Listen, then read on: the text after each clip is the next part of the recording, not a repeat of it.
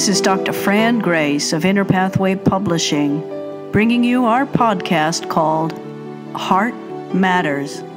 We like to say a little bit of heart goes a long way.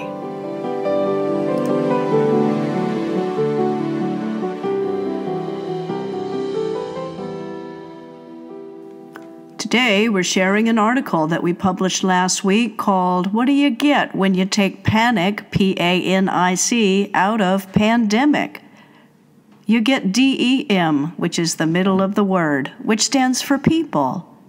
Can we focus on the people and let go of the panic?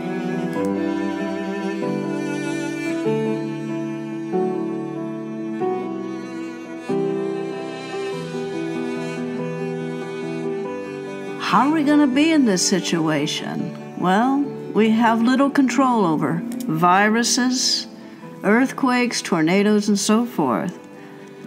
But how we approach a calamity, it's totally up to us. Gracefully or fearfully, the choice is always ours. Caution or fear, what will it be right now? Caution is gracious, and it prevents infection. Fear, however, is draining, and it's infectious. Fear is more infectious than a virus. It weakens our immune and social systems. That's why if you yell fire in a theater, it's illegal, because people will die from the trample. Fear is a real problem right now, so our present work is to take panic out of pandemic and home in on DEM, D-E-M, which is in the middle of the word pandemic, and guess what it means? It means people. People are at the center of this moment, not a virus. How do we keep our focus in the right place?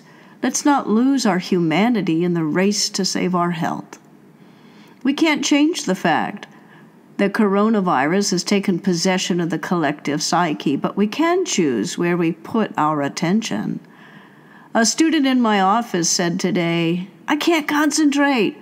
I sit down at my computer to write a paper, and what grabs my attention is all the news updates. They flash across my screen one after the other. And then my parents call me and they say crazy things like, 'Honey, don't breathe in public.' And then friends text me the latest nightmares from their news feed. Everyone's in freak-out mode. How do I stay sane?" This is what the student was asking me. Indeed, what a great question. Things are crazy out there. Someone sent me a photograph of a bathroom that was so full of stockpiled toilet paper rolls you could barely see the toilet. And people are pushing and shoving each other to grab up the last can of soup or the last little bottle of sanitizer.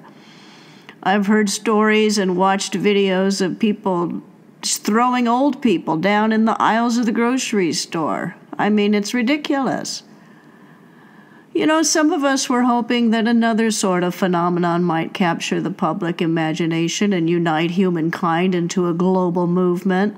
I mean, whatever happened to figuring out how we're going to educate our children or care for our planet? These would have been cool global movements. But it turns out to be a virus that's united us. Well, in meditation practice, we learn to work with whatever arises so we can work with the virus. Now, coronavirus obviously has many difficulties, so we won't forget about those. But what about the hidden gifts? Can we put some attention there for a second or two? One hidden gift is the creative edge. This pandemic has halted our daily rhythms, interrupted our routines. And if we're really honest, can't we say that some of those routines were actually ruts? This virus has forced us to learn new ways of doing the same tasks. For instance, a couple weeks ago, the IT staff at the university asked me to learn a program called WebEx, an online video technology for teaching.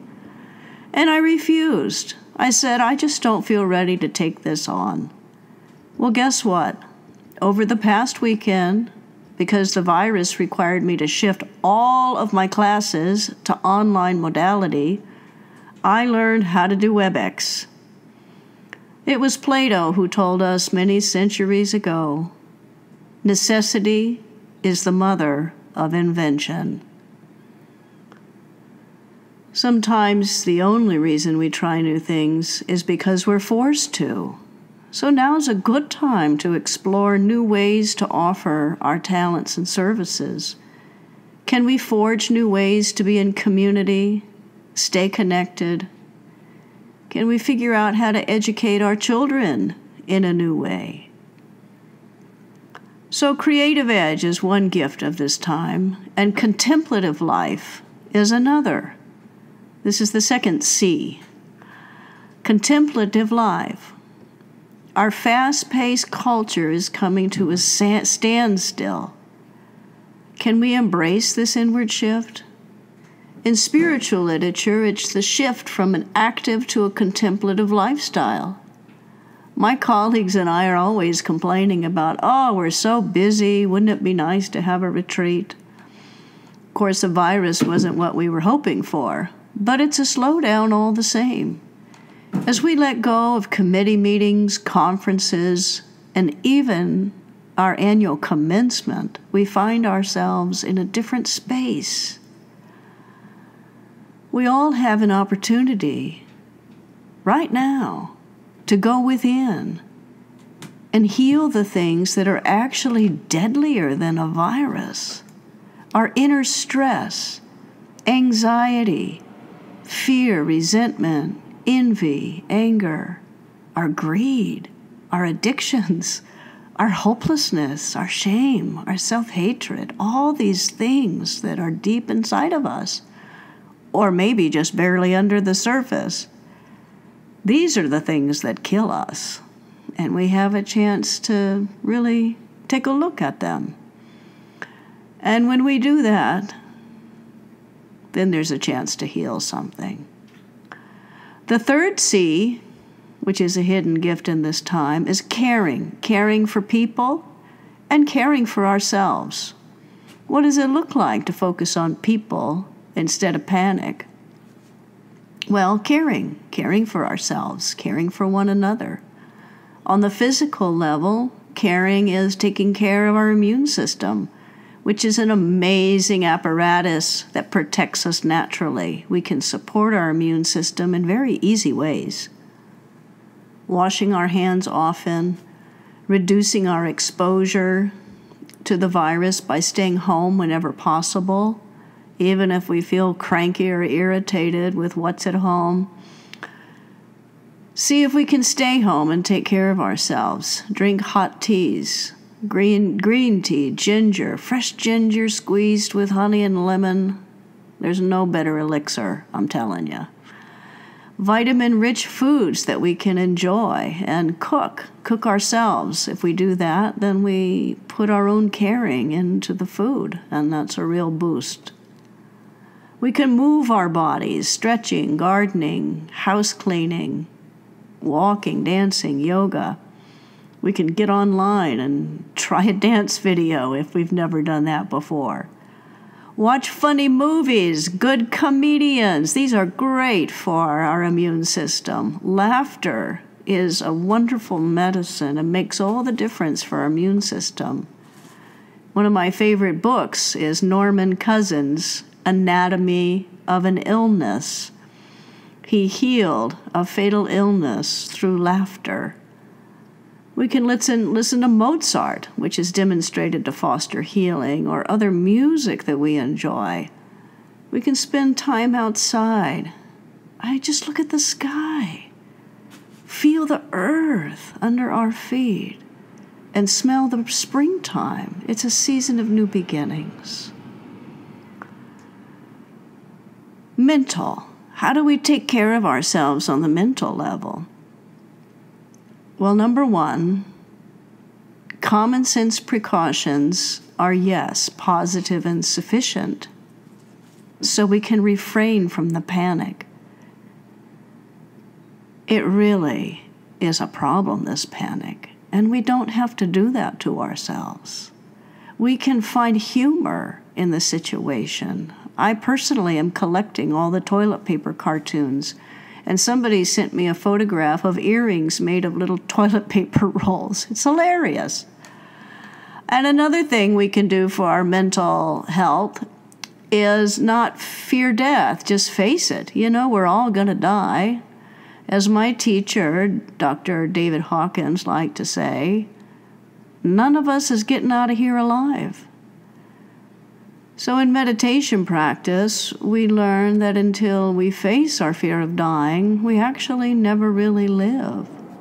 So it's a good time to accept that one day we will die. I mean, maybe not this week, maybe not from coronavirus, but it brings it up.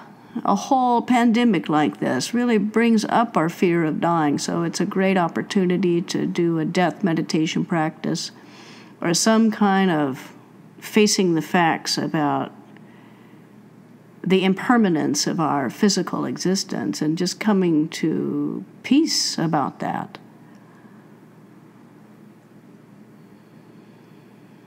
You can read the classic story called Death in Tehran. Look it up.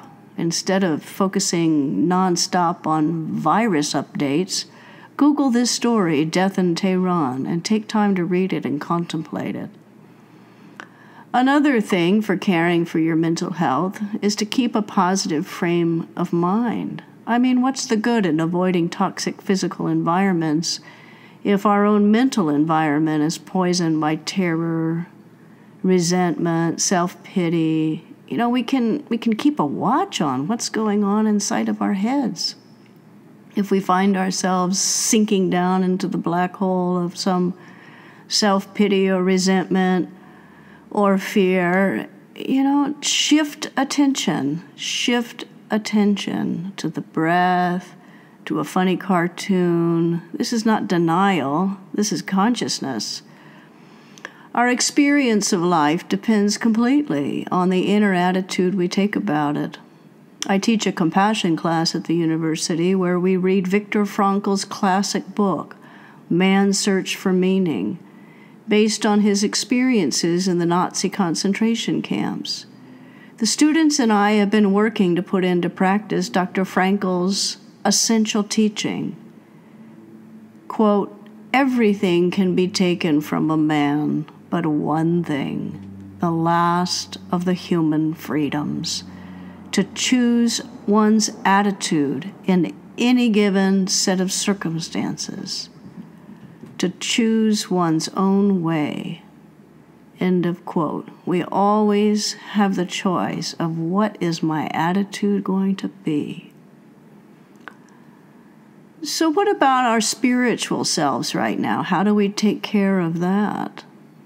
Well, we can welcome the lockdown, the quarantine, the isolation, the social distancing, the shelter-at-home edicts from the government. We welcome that as an opportunity for inner life, for meditation, reflection, prayer, tending to our dreams, our inner feelings. All spiritual paths have a season for this kind of inner communion.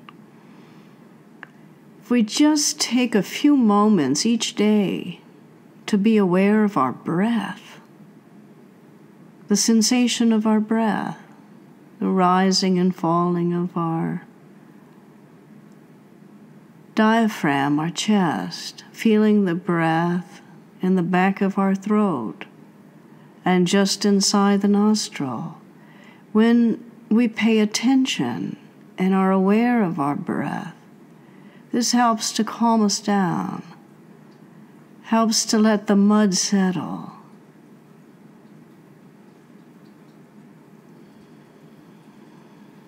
So to embrace this opportunity for connecting with ourselves, is there anything to get honest about with ourselves?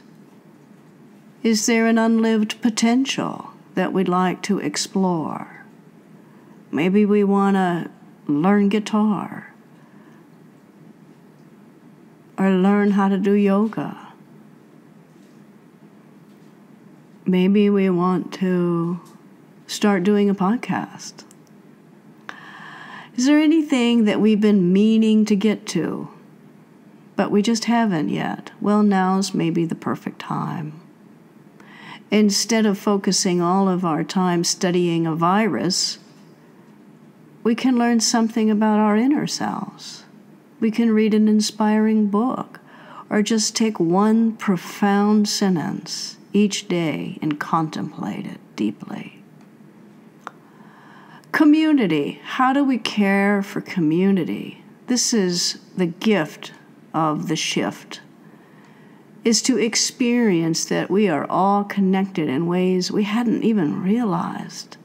We have a profound influence on each other.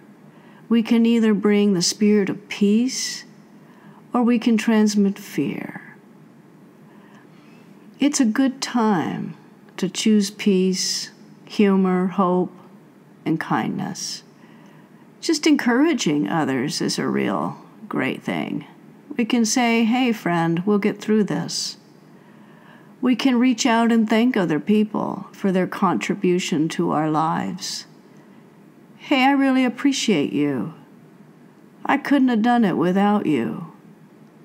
Or we can open up to a family member or person that we live with and actually go deeper than usual. We can ask them, well, how are we in our relationship? Is there anything you want to tell me about yourself?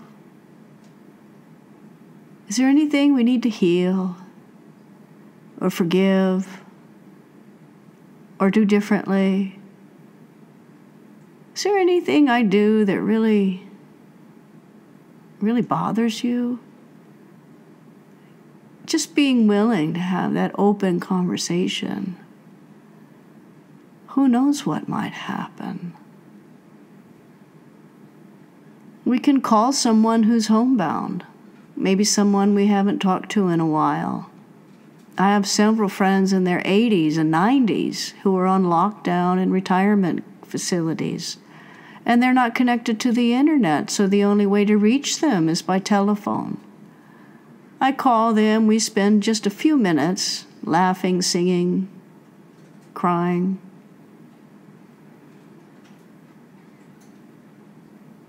We can schedule a Zoom or FaceTime session with some of the children we know. We can have a show and tell or story time or craft hour, something interesting and educational, just sharing from our life what we're up to. This is fun for the kids, and my goodness, what a moment of relief to their parents. So there's all these ways to find a community of caring and sharing, even online. There are thousands of 12-step meetings online, all anonymous. If we suffer from anxiety, addiction, debt, depression, schizophrenia, loneliness, codependency, whatever it is, any type of human suffering, we can find an online support community of other people who have healed through our same problem. All we need is the humility to reach out. And we can be a conduit of care to other people online. My friend, Mary Simaluka, who served as the representative for the Viktor Frankl family, she's a good example. Mary went through a devastating personal crisis of grief, suicidal depression after she lost all of the people close to her. She came out of that crisis. Yes, she did, and she flourished in a new chapter of her life. But she never forgot what she'd been through. After she passed away, it was discovered that she had been an online mentor to hundreds of sufferers of depression through a support group that she had created. They said they wouldn't have gotten through their darkest hour without her love and support. So, folks, what's the bottom line here with this coronavirus? And how do we take panic out of pandemic and focus on the people, the DEM in the middle of that word? Creative edge, contemplative life, and caring for people. Whatever we give our attention to, that's what grows. So let's nurture our humanity and not lose it.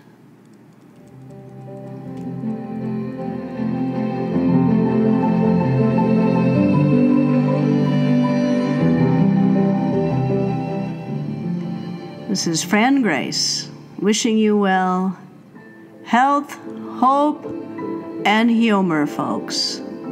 Take care.